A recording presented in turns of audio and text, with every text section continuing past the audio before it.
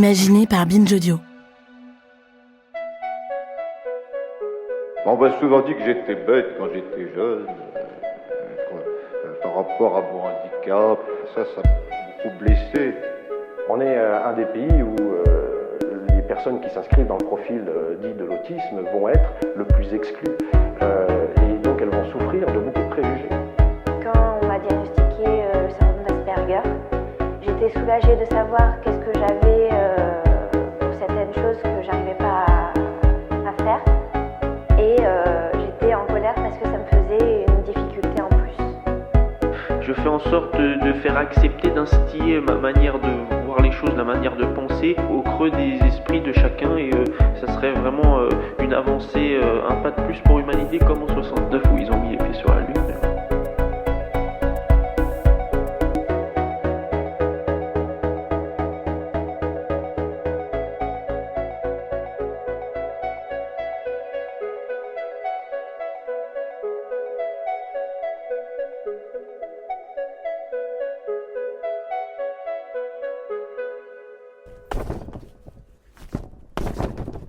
J'ai eu une enfance qui était très chouette. J'étais une enfant heureuse et j'avais plein de passions et de sources de joie. Enfin, j'adorais lire, j'adorais la danse, j'adorais le théâtre. Après, c'est vrai que c'était très compliqué au niveau social de me faire des amis, de comprendre ce qui se passait dans les salles de classe et de pas me faire détester de tout le monde.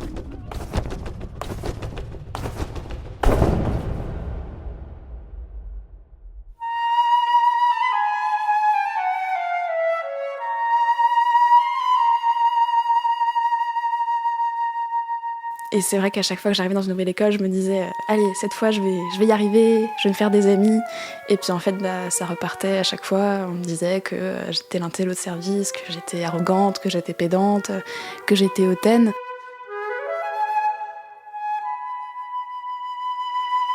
Mais moi, je me vivais pas du tout comme ça. C'est juste que j'avais un ton, j'avais des expressions, j'avais un vocabulaire qui faisait que j'étais pas comme les autres, j'étais bizarre.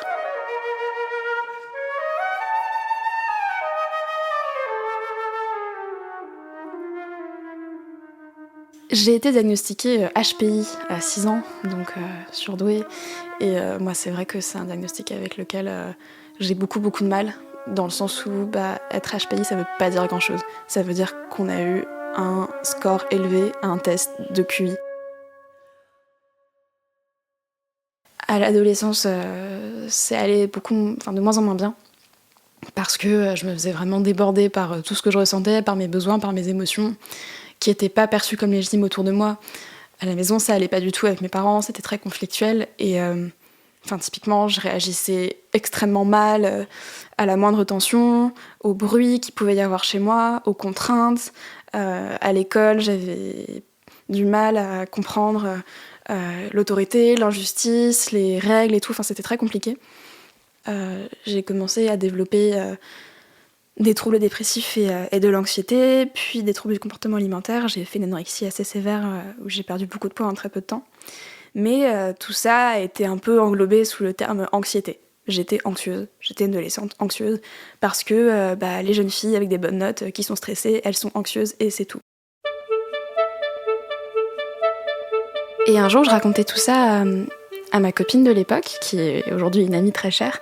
Et en fait, il se trouve que c'est quelqu'un dont les 3 meilleurs amis avaient tous été diagnostiqués avec un trouble du spectre autistique, donc l'autisme. Et elle m'a regardée et elle m'a dit « Il y a quand même beaucoup de choses dans ce que tu me dis qui m'évoquent l'autisme. » Et moi, j'ai eu un peu un mouvement de recul, parce que pour moi, j'étais pas du tout légitime à m'identifier à ce diagnostic-là. Pour moi, l'autisme, c'était des gens qui allaient beaucoup moins bien que moi, c'était des gens qui avaient beaucoup plus de difficultés que moi, et moi, je pouvais pas être autiste parce que j'avais des amis et que je faisais des blagues, encore une fois. La manifestation principale de l'autisme, ça reste les interactions sociales. Ça reste le truc sur lequel, concrètement, on n'est pas comme les autres. Mais après, il y a aussi énormément d'autres manifestations qui peuvent se recouper avec d'autres troubles. Typiquement, moi, j'ai aussi un trouble de déficit de l'attention avec hyperactivité. Tout ça pour dire qu'au quotidien, j'ai énormément de rituels. Et c'est-à-dire que je fais les choses dans le même ordre le matin. Alors dit comme ça, on se dit oui, comme tout le monde. Mais en fait, c'est un peu la différence entre un mal de tête et une migraine. C'est-à-dire qu'on n'est pas du tout sur la même intensité, ni sur la même importance. C'est-à-dire que Coralie, si demain, elle prend pas son petit jus de fruits le matin, bon, bah ça va, elle sera déçue, mais elle passera à autre chose. Moi, si j'ai pas mon jus de fruits du matin, toute ma journée est remise en question. Alors maintenant, j'ai des stratégies pour compenser et tout, mais ça me demande un vrai effort. Et c'est des choses qui me rassurent.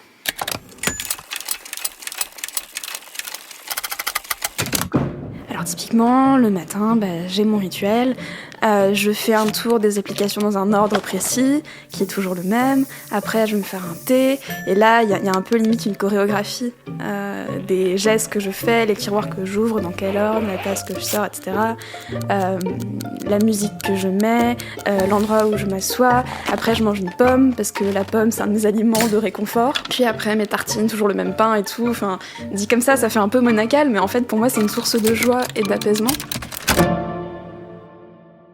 Et en fait, j'ai un peu appris la vie par cœur. Je sais comment il faut fonctionner dans telle ou telle situation, j'ai lu des livres, j'ai lu tous les forums de tout Internet, et donc je sais comment il faut faire. Mais typiquement, une fois, j'étais allée en RER à Aubervilliers, et en fait, quand tu prends le RER à Paris, il faut valider en sortant. Et là, en fait, les portiques étaient déjà ouverts. Donc il n'y avait pas besoin de valider son pass. Moi, je me suis bloquée devant les portiques, parce que c'était pas juste. Il fallait valider le pass, c'était ça la règle. Et là, du coup, je pouvais pas parce que le portique était cassé. Du coup, qu'est-ce que je faisais ? Et en fait, je suis restée bloquée là pendant vraiment longtemps, jusqu'à ce que quelqu'un me dise avancez. Et j'étais là, mais j'ai pas validé le pass. Ou alors, je sais pas, j'ai plein de trucs qu'on appelle des stims dans la communauté. Les stims, c'est pas des tocs, parce que c'est des trucs qu'on choisit consciemment de faire, mais qui nous rassurent. Donc typiquement, dans les stims, il peut y avoir le fait de se balancer d'avant en arrière. C'est un truc que je fais beaucoup, mais quand je suis bien. Et c'est une façon de montrer que je suis bien. Ou alors juste d'avoir un peu des tremblements de la jambe, ou moi je me triture beaucoup les mains, les doigts, ou alors je vais me toucher le visage dans des zones, dans un endroit très particulier, etc. Ou alors je vais fredonner, ou je vais répéter les mots des gens. Et c'est des choses qui peuvent être encore une fois très sanctionnées socialement, parce que ça peut avoir l'air de tic, mais ça n'en est pas, parce que c'est encore une fois des gestes rassurants et ancrants. Avec ça, j'ai eu beaucoup de soucis pendant ma scolarité, notamment parce que du coup je stimais en cours, et les profs prenaient ça pour des perturbations ou de la distraction, alors qu'en fait non, ça m'aidait à écouter. Et donc voilà, ça c'est des choses que j'ai fini par comprendre. Et en fait, il y a beaucoup de personnes qui m'ont dit « Mais pourquoi tu veux diagnostiquer ? Pourquoi tu veux te lancer dans cette démarche-là ? À quoi ça te sert ? Elle est très bien ta vie ?» Bah oui, mais en fait, je sais pas qui je suis, je comprends pas pourquoi je suis différente de vous, et j'ai besoin de ces questionnements-là pour mieux me comprendre, mieux vous dire de quoi j'ai besoin et comment je fonctionne, et surtout, aller mieux. Et ça a été le début d'un long parcours de mieux-être et d'acceptation qui a été juste extrêmement positif.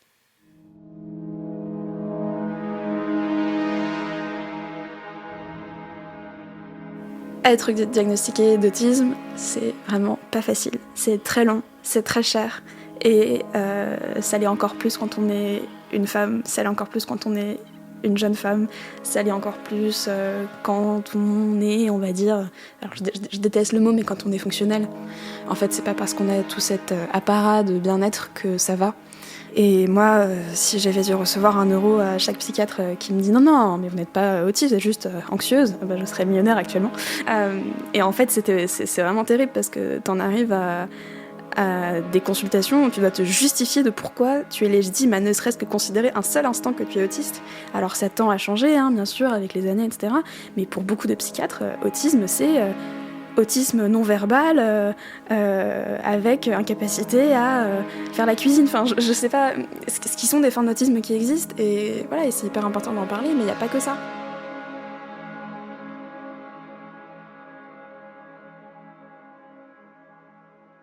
J'ai aussi eu un psychiatre qui m'a dit « Alors oui, vous êtes sur le spectre autistique, mais je refuse de vous diagnostiquer un trouble du spectre autistique parce que, à mon sens, vous n'avez pas de trouble. » Il considérait qu'en fait, j'étais autiste, mais qu'il me considérait pas comme tel parce que j'allais trop bien pour ça. Ça, c'était très violent.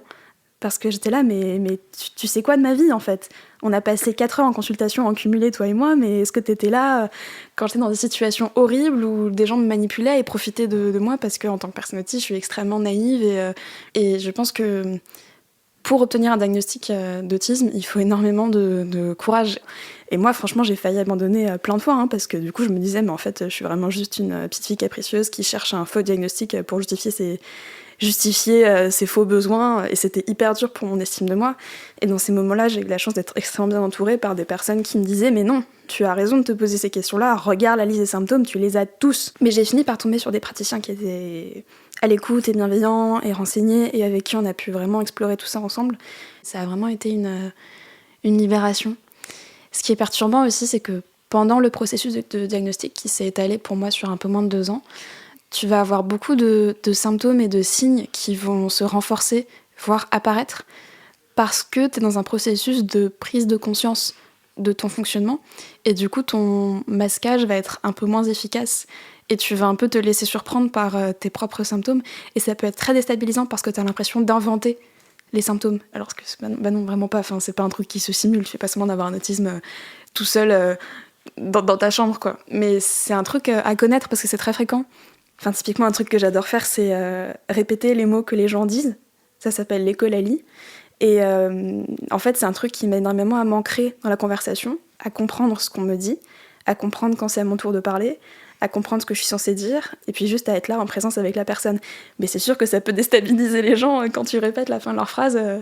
Mais voilà, ça c'est un truc que du coup je peux m'autoriser à faire avec mes amis maintenant.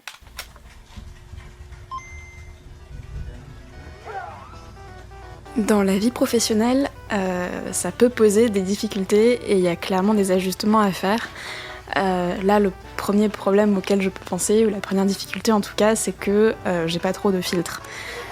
Et en fait, dans la vie, je dois constamment, un peu comme dans un jeu vidéo, choisir le mode dans lequel je me mets.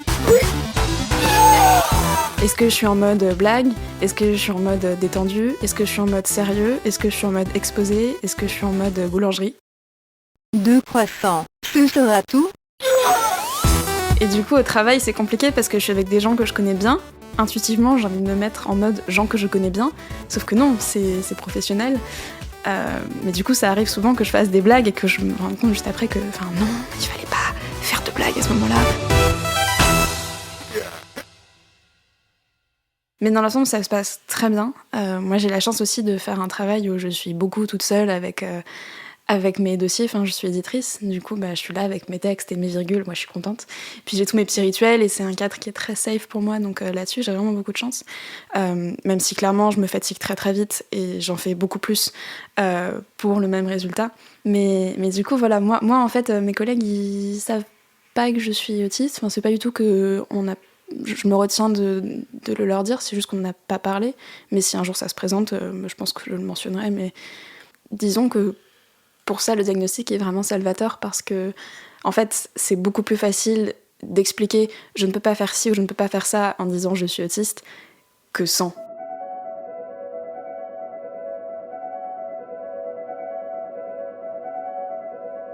Faire mes courses, c'est compliqué parce qu'il y a beaucoup de gens et de lumière et de bruit et de choses pas prévues. Parfois, on va au rayon biscuits et il n'y a pas les biscuits dont on a besoin, qu'on avait choisi une demi-heure à l'avance, voire 10 jours à l'avance. Et là, qu'est-ce qu'on fait ? C'est compliqué. Du coup, quand je vais faire des courses, déjà, c'est le plus souvent toute seule, avec de la musique, pour être dans mon cadre à moi. C'est le même endroit, souvent, c'est des endroits qui sont connus à l'avance. Je sais où sont les choses, je sais dans quel ordre aller, et je trace, quoi. Je perds pas mon temps. Je vais aux caisses automatiques, parce que c'est un bonheur, parce que je n'ai pas à gérer l'interaction sociale avec les caissiers ou les caissières. Non pas qu'ils soient pas sympas, c'est juste qu'en fait, pour moi, c'est un gros stress de devoir enclencher le mode caissier ou caissière et de trouver les bonnes lignes dialogue à sortir. Alors comment la caisse automatique, je peux rester dans ma bulle, c'est très bien, et ça me coûte beaucoup moins d'énergie. Mais du coup, voilà, quand je vais faire mes courses, ça peut très bien se passer quand tout se déroule dans une procédure connue, normalisée, efficace, mais dès qu'il y a une perturbation, quelqu'un qui crie, une odeur, un bruit, un produit qui est pas là ou une énorme queue, ça peut être très compliqué. Aujourd'hui, je ne fais plus d'attaques de panique parce que j'ai fait beaucoup de psychothérapie, c'est super les thérapies, vive les thérapies. Mais ça m'empêche pas pour autant d'avoir ce qu'on appelle d'être overstim, ça veut dire surstimulé sensoriellement par l'environnement, voire de faire des shutdowns, donc genre des fermetures, c'est-à-dire un moment où je vais être tellement submergée par ce qui se passe. Alors je dis ça, on dirait que c'est une apocalypse autour de moi, mais pas du tout, hein. Ça peut être vraiment parfois juste un bip trop fort, hein. Ou alors juste trop de gens qui parlent et trop de lumière. Et là, en fait, je vais vraiment complètement me refermer et je vais plus être capable de communiquer, je vais plus être capable d'interagir avec les gens, je vais plus pouvoir regarder personne dans les yeux et j'ai juste besoin de m'allonger dans le noir pendant 2 heures, quoi. Et c'est là qu'on voit que c'est vraiment un handicap. C'est-à-dire que parfois, t'es en voyage avec une amie, et puis vous allez au Starbucks, et puis en fait, au Starbucks, sensoriellement, il y a trop de trucs, et là, en fait, tu te déconnectes, et puis pendant 1 heure, tu peux plus rien faire. Tu peux suivre ton ami dans la rue en marchant, mais c'est à peu près tout ce que tu peux gérer. Et alors, ça n'arrive pas souvent, parce que j'apprends aussi...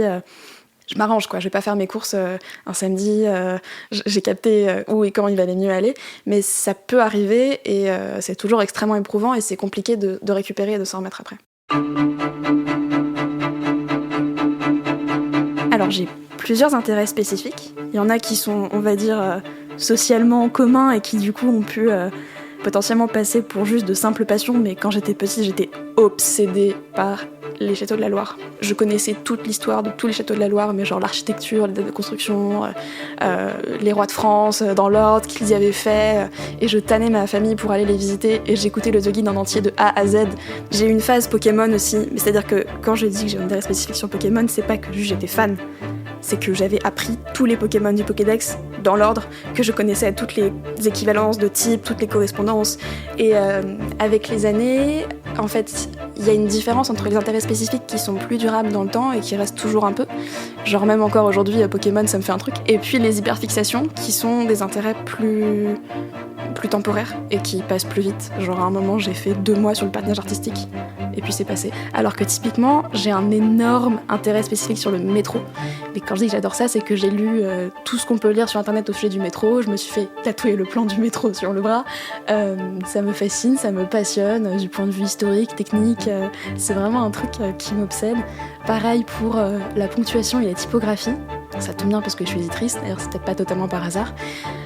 Le propre à l'intérêt spécifique, c'est que vraiment il n'y a aucune récompense sociale. Je dis ça parce qu'en plus j'aime beaucoup la littérature classique, donc pour ça on m'a beaucoup félicité, mais typiquement jamais personne m'a félicité de m'intéresser au patinage artistique ou au métro. Finalement, grâce à plein de trucs, hein, grâce à ma vie qui allait de mieux en mieux, grâce à ma santé mentale qui allait de mieux en mieux, grâce à mes amis, grâce à plein de bienveillance autour de moi, j'ai fini par être vraiment dans un cadre de vie où je me sentais en sécurité et où je me sentais affirmée.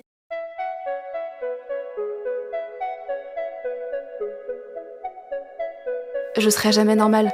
Je suis autistique, je suis lesbienne, je serai jamais normale. Je ferai jamais comme il faut, 100%.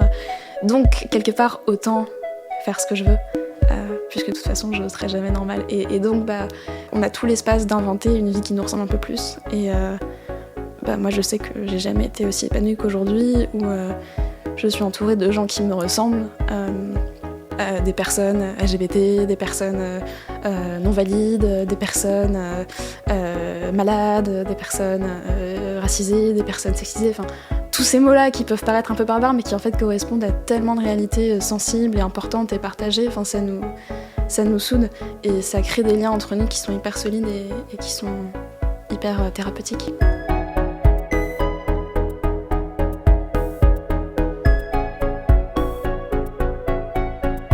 Après la pluie est un podcast de Binge Audio. Entretien mené, enregistré et monté par Maëlle Diallo. Réalisation Paul Berthiaud. Production Naomi Titi. Coordination éditoriale David Carzon.